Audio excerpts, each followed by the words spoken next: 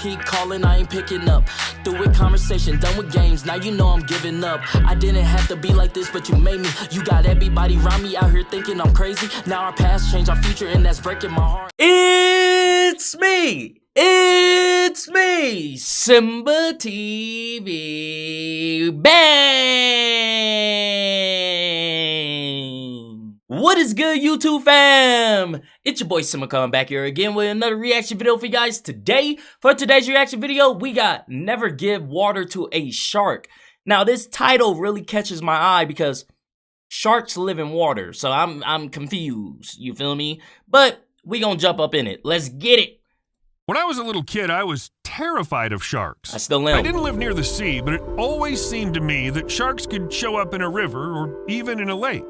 What difference does it make if it's still full of water? It's a shame no one explained to me back then that sharks explode when they're in fresh water.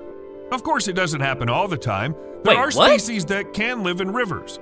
But most sharks simply have to retain a certain amount of salt in their bodies. Take at least the great white shark, the most fearsome marine predator. If it suddenly decided to swim from the sea up the river, the higher salinity level of the shark's body compared to the surroundings would result in bloating. Really? Though gradually, fresh water would flow through the gills. The shark would start losing salt. It's quite possible that this would cause it to expand until it exploded. Sounds kind of weird. To see how it works, you need to understand what happens to the body cells in the salt water. The process that keeps the concentration of salt in fish cells at a comfortable level is called osmosis. Essentially, water goes into the cells and back. Freshwater fish, such as goldfish, are saltier than their surroundings. Osmosis causes the surrounding water to enter their bodies through their gills and skin. Saltwater fish, like tuna, are less salty than the water around them. Therefore, in this case, osmosis forces the water out of their bodies. If saltwater fish end up in freshwater, the process is reversed. That is, the fish will absorb liquid. Their unprepared cells swell and bloat. See, man? See? This is why I don't mess with the ocean, bro. There's too many politics going on down there that I don't know about, man. Fish getting bigger as they go more deeper. You know, fish going into fresh water and exploding. It's a scary place down there. I don't like it, bro. What? Possibly rupturing. And although the shark's body isn't like the body of tuna, it generally works the same way. Even fish that can swim freely between fresh and salt water still need time to get used to changing surroundings. Similarly, humans need to wait to adjust to lower oxygen levels at higher altitudes. We can't say for sure how long a great white shark can survive in freshwater because no one has done such experiments. Well, if they did, the scientific community never heard of them. But aquarium experts say that some saltwater fish can stay in freshwater from 30 seconds to 10 minutes. Longer exposure will kill them. And I don't think the shark will last much longer. Unless, of course, it's a bull shark.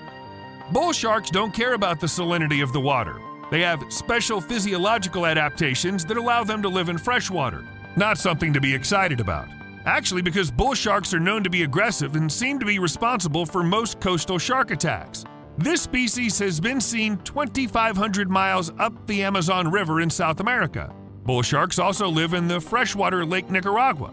That's because their kidneys recycle the salt inside the body, and special glands located near the tail also help retain salt. Damn, that's crazy. But why would bull sharks need such an ability at all?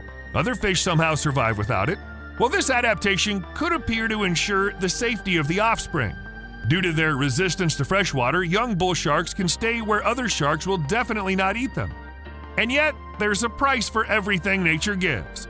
To get some unique skill, you need to give up something else. The question is, what exactly have bull sharks given up?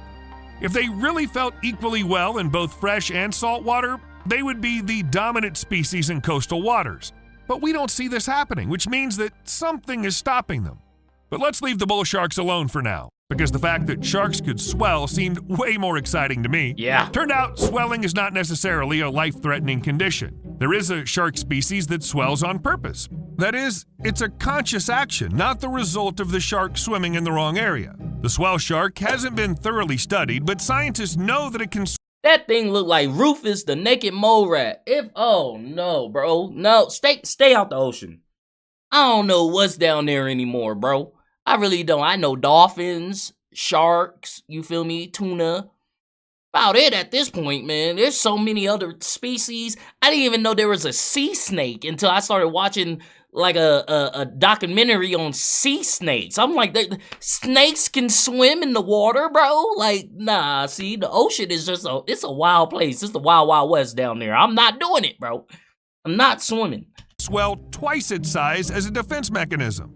They also know that this pink specimen is an albino, which is why it looks so weird. However, regardless of the pigments, when this shark feels threatened, it bends its body into a horseshoe shape, grabs its tail fin with its mouth, and sucks water into its stomach. Naturally, because of the water, the body immediately swells, and it becomes much more difficult for predators to bite or swallow such prey. If you don't get what the problem is, try biting a balloon.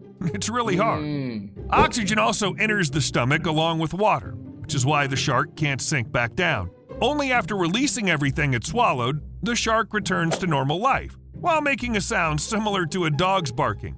So if someone suddenly barks at you from the sea, don't be surprised, it's just a deflating shark. Bro, can you imagine that? You swimming, you having a great time, and you just hear some barking, and you like, yo, what the Where did that come from? Who let a dog down here? Oh, no. Oh, no, that's creepy, bro. That's creepy. Unlike other saltwater fish, whales can survive in freshwater for some time, about a couple weeks, much longer than all the other sea creatures. However, you shouldn't expect to see whales in the rivers near your home. First of all, because freshwater is a stressful environment for them. This is not their usual habitat where, moreover, there is no food whales are used to. The salty ocean is large and allows whales to dive deep where they can find ample food sources. What are they supposed to eat in freshwater? But the ocean is not only a source of food. The water there has special properties. The researchers noted that the usually smooth and shiny skin of whales became irregular in freshwater. And the longer the whale stays in the unusual environment, the worse things get. Oh, Skin infections, snap. then ulcers. Why is this happening? The reason is quite simple. Ocean water contains salts and minerals that help get rid of these infections and heal cuts and wounds. The whale has to deal with quite a lot of injuries. Even such giants suffer from attacks by sharks and orcas. There's even evidence that wounds inflicted by ship propellers in freshwater healed much more slowly than expected. The same goes for dolphins. Researchers have records saying that bottlenose dolphins living in fresher water, such as Florida's Indian River Lagoon, are more likely to develop skin diseases. I just thought their skin was like that. Like, every whale I have seen has been, like, bumpy and lumpy. It looked like, you know, they got hit with a bat or something. Like, I just thought they were like, I didn't know they were actually smooth. And then they go into fresh water and then they start to kind of deteriorate. Oh, that's crazy. That's wild. The most unexpected effect the sea salt has is on the hearing of whales. Whales use sonar systems that bounce high-frequency sound waves from objects in the water. Well, you know how it works. Sound waves are reflected back to the whale if they hit something big enough, and the whale knows where that object is. The salt in the water helps the whales hear more clearly, which means that in freshwater, they don't navigate in space that well. Though whales are really lucky they can deal with freshwater. In any case, they're luckier than some jellyfish. Well, it's hard to expect impressive tenacity from a creature that looks like jelly.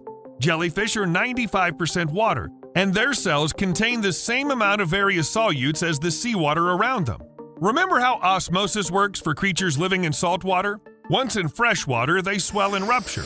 In the case of jellyfish, you can see this quite clearly.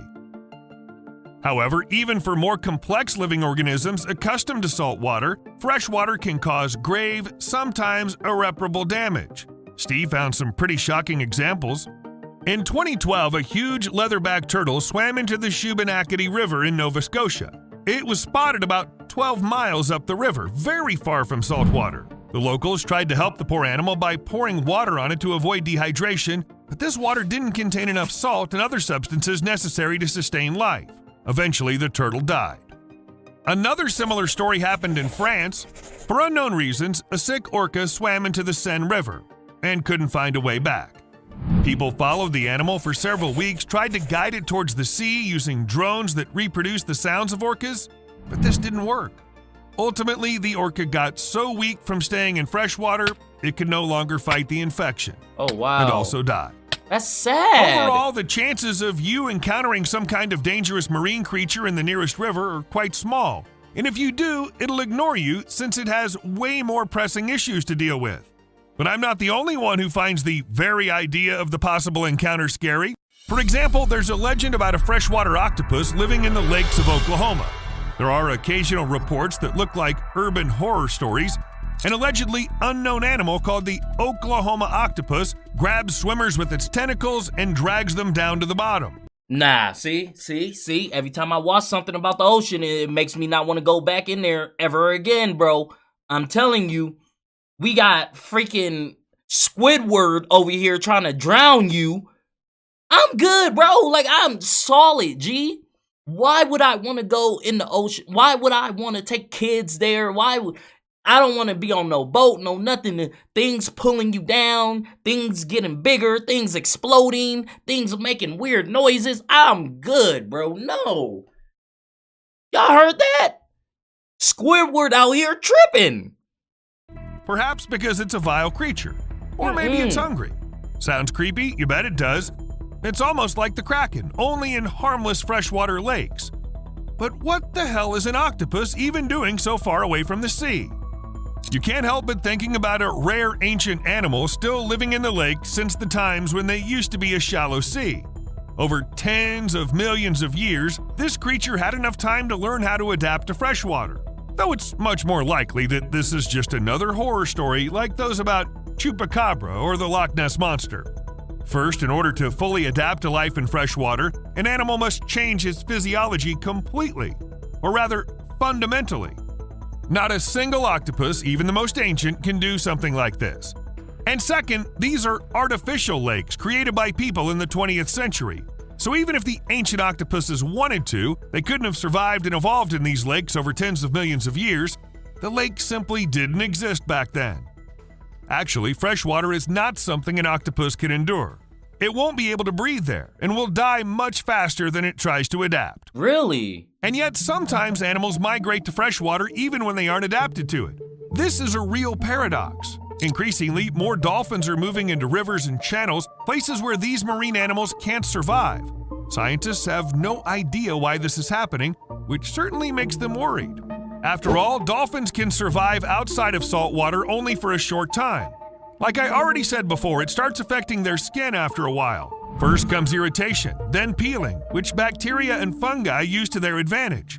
Then comes some nasty infection, which causes the death of the animal. But dolphins are very smart creatures that just have to know that fresh water is destructive for them. So why are they deliberately swimming there to meet their doom? So far, scientists have no answer. By the way, don't think that only marine creatures feel sick in fresh water. Freshwater animals also die in salt water. And this happens due to dehydration. Yeah, from dehydration in the water. To survive, saltwater fish constantly drink a lot of water.